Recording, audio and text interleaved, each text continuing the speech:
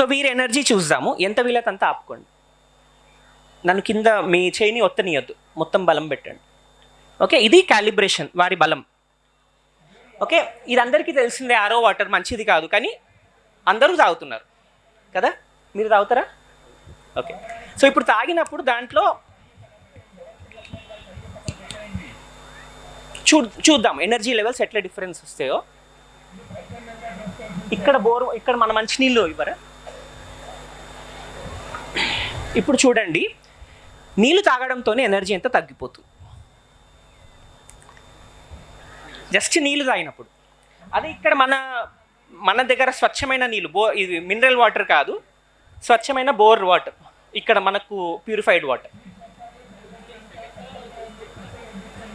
చూస్తున్నా, మీరు కూడా ప్రయోగం చేసుకోవచ్చు. సో ఇప్పుడు ఈ నీళ్ళు తాగినప్పుడు డిఫరెన్స్ చూడండి, ఆపుకోగలుగుతున్నారు. అంటే మనము ఏం ఆహారం తీసుకుంటున్నామో ఒక్కసారి ఆలోచించండి. నీళ్ళు ఏం తాగుతున్నాము, కెమికల్స్ ఏం పెట్టుకుంటున్నాము, అసలు మనం జీవిస్తున్నాం కానీ అసలు ఏం జీవిస్తున్నాము ఒక్కసారి మిమ్మల్ని మీరు ప్రశ్నించుకోండి. ఇప్పుడు ఇది జస్ట్ ఒక డెమాన్స్ట్రేషన్. ఇప్పుడు యంత్రాలు, అంటే మన సైన్స్ ఎంత అడ్వాన్స్ అయిందంటే యంత్రాలు ఉంటాయి, మన ఎనర్జీని మెజర్ చేసే, ఆరా ఎనర్జీ మెజర్ చేసేవి, మన ఫ్రీక్వెన్సీస్ని మెజర్ చేసేవి చాలా ఆధునికంగా చాలా ఉన్నాయి. సో ఇప్పుడు అవన్నీ చాలా ఎక్స్పెన్సివ్ మిషన్స్, దాంతో కూడా మనం ప్రూవ్ చేయొచ్చు. ఇప్పుడు ఒక్కొక్క దానికి ఒక్కొక్క ఫ్రీక్వెన్సీ ఉంటుంది. ఇప్పుడు మనం కాటన్ బట్టలు వేసుకుంటే దీంట్లో ఉన్న గుణము, సిల్క్ అంటే మళ్ళా దాన్ని చంపుతున్నాం, అహింసా సిల్క్ అని ఒకటి వస్తుంది, అంటే పురుగుల్ని చంపకుండా దాని నుంచి పడిపోయే కొక్కుల నుంచి దారం తీస్తారు. అదే ప్లాస్టిక్, ఇప్పుడు అందరూ కూడా 90% అందరూ పాలిస్టర్ బట్టలు లేదంటే నైలాన్ బట్టలే వేసుకుంటున్నారు. ఆ శక్తి కావాలంటే వాళ్ళకు కూడా డెమాన్స్ట్రేషన్ చేసి చూపిస్తాను. కాటన్ బట్టలు వేసుకున్నప్పుడు ఎంత ఎనర్జీ ఉంటుంది, ఈ సింథటిక్ బట్టలు వేసుకుంటే ఎనర్జీ ఎంత క్షీణిస్తుంది. సో ఒక్కటి గుర్తుపెట్టుకోండి, ప్రకృతి సహజంగా, ఇప్పుడు మనం ప్రకృతిలో వెళ్ళాలి అంటే అదృష్టం, ఇట్లా పొలాలు ఉంటే చాలా బాగుంటుంది. కానీ ఏం చేస్తున్నారు, ఫార్మ్స్ డెవలప్ చేసుకొని కూడా మళ్ళీ 4 గోడల మధ్యలోనే, ఫోన్ల మధ్యలోనే అవే ఉంటుంది పరిస్థితి కదా.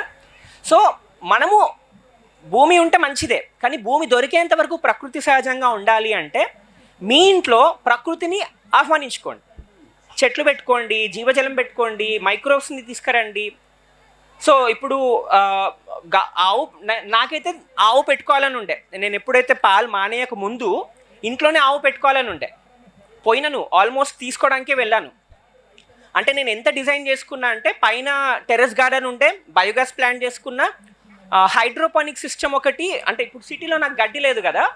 సో ఒక మెథడ్ ఉంది, జీవామృతంలో విత్తనాలు శుద్ధి చేసి మనకు, అంటే ఇప్పుడున్న హైడ్రోపానిక్స్ ఈ టెక్నికల్ కాకుండా లో కాస్ట్, అంటే న్యాచురల్గా డిజైన్ ఒకటి తయారు చేశాను. అంటే అది సహజంగానే ఉంటుంది, మట్టిలో పెట్టాము ఎందుకంటే భూమి లేదు అంతే కాబట్టి. సో దాంట్లో మనము, అంటే అంత ప్లాన్కి వెళ్ళాను, అంత ఏర్పాటు చేసుకున్నాను. వెళ్ళేసి ఆవుని రోజు వాకింగ్ తీసుకుపోదామని, దాని నుంచి వచ్చిన పేడ బయోగ్యాస్లో వేసుకుందామని అంత డిజైన్ చేసుకున్నాక నా దిశ వేరే ఉంది. అందుకనే మా గురుగారు వద్దు బెట్ట, ఇది నీకు సెట్ కాదు అన్నారు. నాకు బాధేసింది, అయ్యో ఎందుకు గురుగారు చెప్పినారు, నాకు ఆ ఇష్టం ప్రీతి.